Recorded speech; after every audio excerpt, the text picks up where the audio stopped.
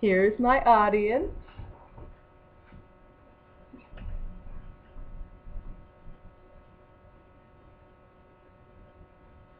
Imagine, you're sitting in the waiting room of a hospital. Your best friend has just been in a terrible accident, and they're relying on the generosity of organs, tissue, or blood donors to save his or her life. Every day, an average of 22 people die waiting for transplants that can't take place because of the shortage of donated organs. This is a statistic from organdonor.gov. Every 10 minutes, someone is added to the waiting list for donations. The need for donated blood, organs, and tissues is constant. People should consider organ, blood, and tissue donation more seriously. You can easily save numerous lives if you decide to become a donor. There is a constant need for donated blood and organs. According to the American Red Cross, every 2 seconds, someone in the U.S. needs blood. Approximately 36,000 units of red blood cells are needed every day in the U.S., and approximately 1 in 7 people entering the hospital is in need of blood. Blood is needed in cases of accidents, sickle cell anemia patients, and cancer patients, just to name a few cases. More than 121,000 people in the U.S. are on the waiting list for organs. This could easily be someone close to you, whether it be a family member, a significant other, a close friend, or even yourself. Helping these people in need of transplants can be relatively easy. Becoming a donor is the first step to helping these people. There are a few options when it comes to being a donor. This could mean donating blood, which is relatively painless and pretty easy. Blood drives are commonly found in many communities. One donation has the potential to save as many as 3 lives, according to Blood Source. The most common opposition to donating blood is a fear of needles, but this is a great way to overcome that fear and help people while you're doing so. You could also become a tissue donor. There are a few ways to be a tissue donor. You could donate skin, bone, or heart valves, for example, which are primarily donated by people that are deceased.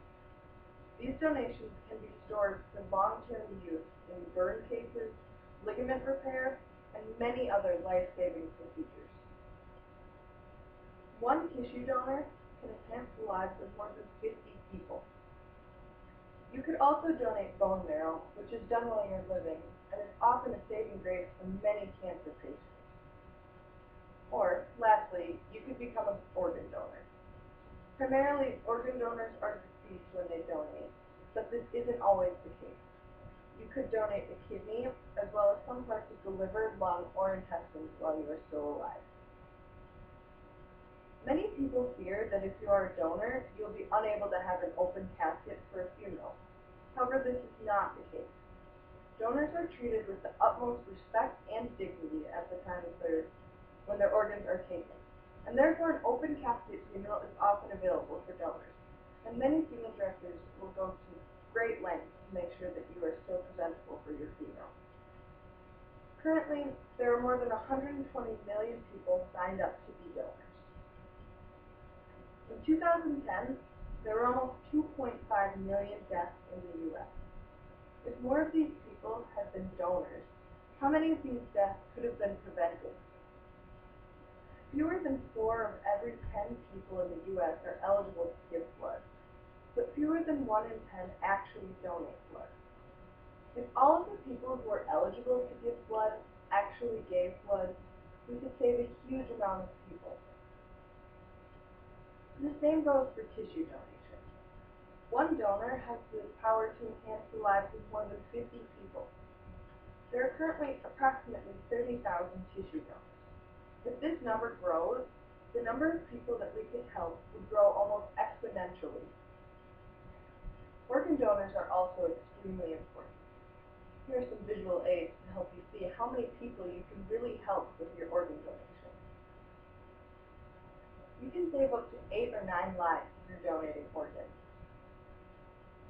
Being a donor, whether it be organ, tissue, or blood, gives you the power to save lives. I want you you to put yourself back in that hospital waiting room. Just imagine if your donation was the one that could save your best friend's life. Every day, an average of 22 people die waiting for transplant. But every day, about 79 transplants take place, which save many of those lives. If you have a desire to save lives, I encourage you to become a donor. Go find a blood drive. Sign up as soon as you can. I assure you that the slight discomfort is well worth the reward of impacting lives. And it's almost an immediate reward. Go to bloodsource.com to find more information on being a bone marrow donor, which is done while you are living. You can save lives immediately also. Lastly, I encourage you to sign up to be an organ donor. In the awful event of untimely death, your choice to donate could save as many as 8 lives. Most major religions support organ donation and even consider donation as a final act of love and generosity to others. You never know when the need for donations could strike someone near you, and being a donor can put you one step closer to helping them.